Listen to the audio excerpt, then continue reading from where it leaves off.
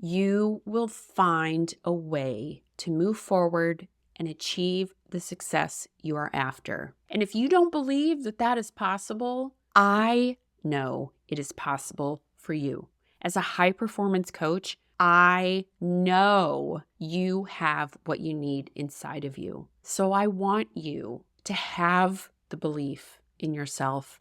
I want you to hold the vision of success in 2025, and I want you taking bold action to make it happen.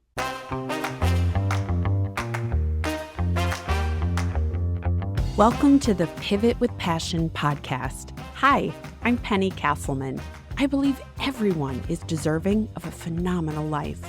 Regardless of where you came from, life is what you make of it. And when you learn to pivot with passion, your world explodes with opportunities. Go grab your favorite beverage and let's shake things up as we explore how to pivot with passion. Hello, director. I am thrilled to be sliding back into your ears this week after an unexpected 2.5-week break. You see, I was massively suffering from a sinus infection that I could not shake. And I finally took myself to urgent care, got some antibiotics, and boom, I am here showing up this week, feeling better and back to my spunky self. Thank you for your patience in the release of this episode. Yesterday, I was sitting in the chair with my barber, and I had to confess to her that I cut my own bangs. For me, having short hair, the minute something gets too long, it suddenly feels overwhelming. And so, since I can't see the back of my hair, I needed a professional to do that, but I could see the front, so I trimmed up my bangs. After I shared with her that I cut them, she looked at me and said, fancy yourself a barber, do you? And I had to laugh because I could tell in her delivery and the way she was looking at my bangs, they were not looking very professional. And I thought, what a fantastic metaphor. How many times have you chosen to pursue something without asking for any help, thinking that you can do it alone, that you can do it as good or better than if you just paused for an expert? I know, had I just walked in to the barber, she would have trimmed my bangs for free, and it would have taken her 2 minutes. And often it's not simply about asking for help or finding an expert. Oftentimes it is us being stubborn, me being stubborn in making something happen. So that's what I want to talk about today. I'm going to give you 3 perspectives that you can noodle on in the coming weeks to help you move forward towards the success I know is waiting for you in 2025.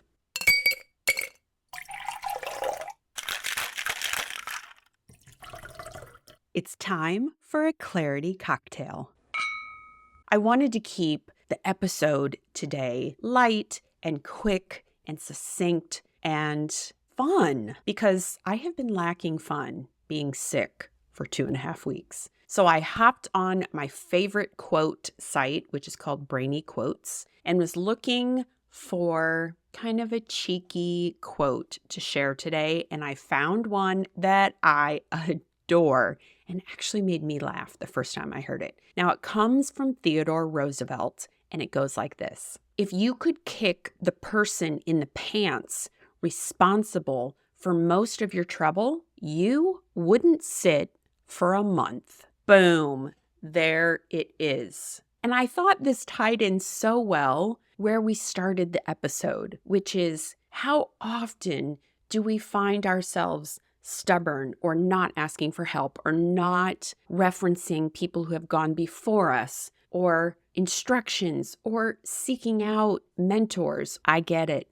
Life is hard. There are so many things that can get thrown at us on any given day, in any given month, during any given year.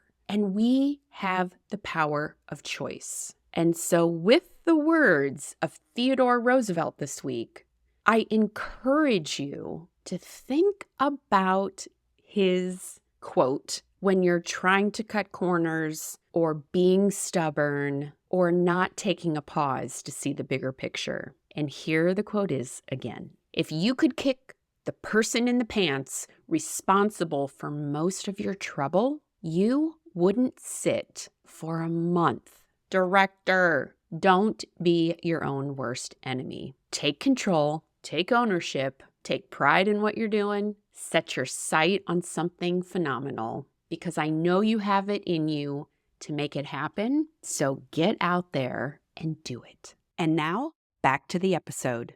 Cheers.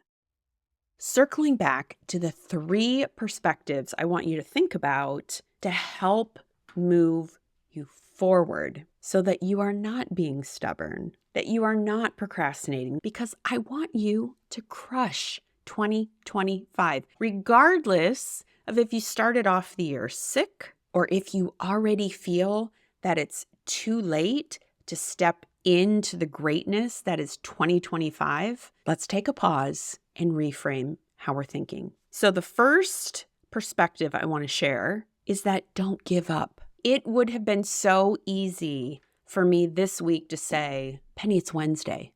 You already missed the last 2 weeks. You really think you can record one today and pull it off, publish it? Like, just skip this week too. Like the Clarity Cocktail said, I don't want to kick myself in the pants. So I am showing up. I am not giving up.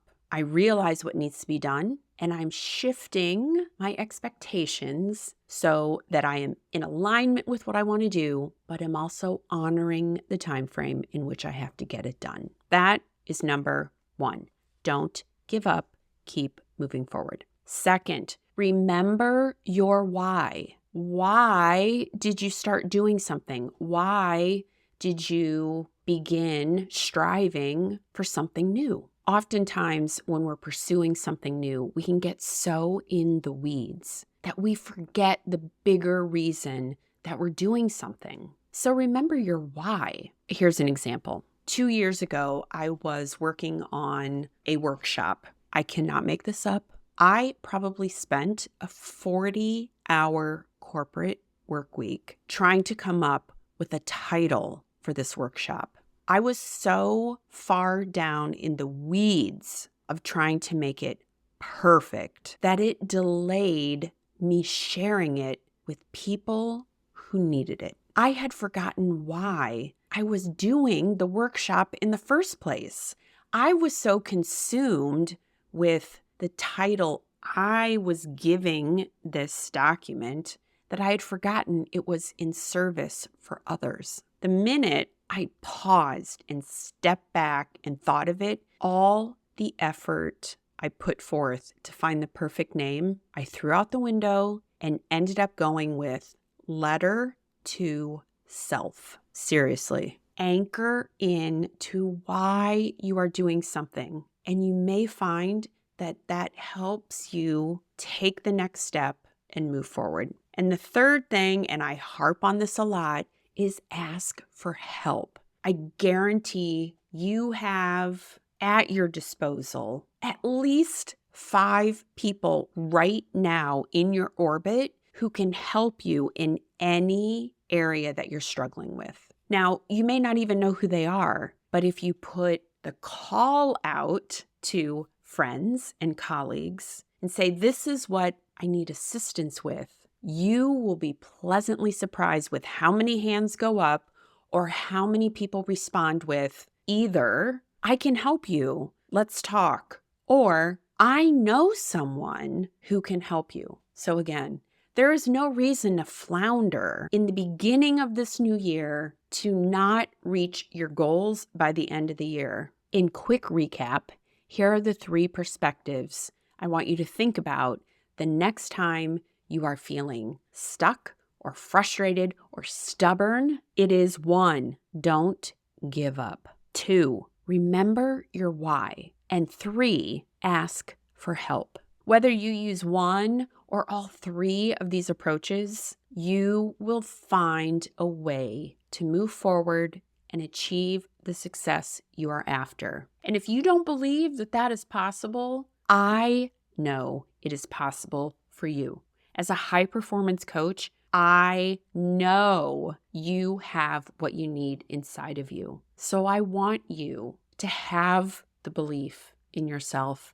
I want you to hold the vision of success in 2025, and I want you taking bold action to make it happen. Barring any major sicknesses, I will be sliding back into a consistent routine next week. Friend, thanks for listening to this episode of Pivot with Passion.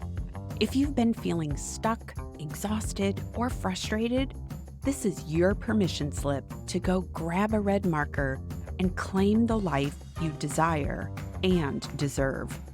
If you enjoyed this episode, share it with a friend, and then hop over to rate and review the show on Apple Podcasts.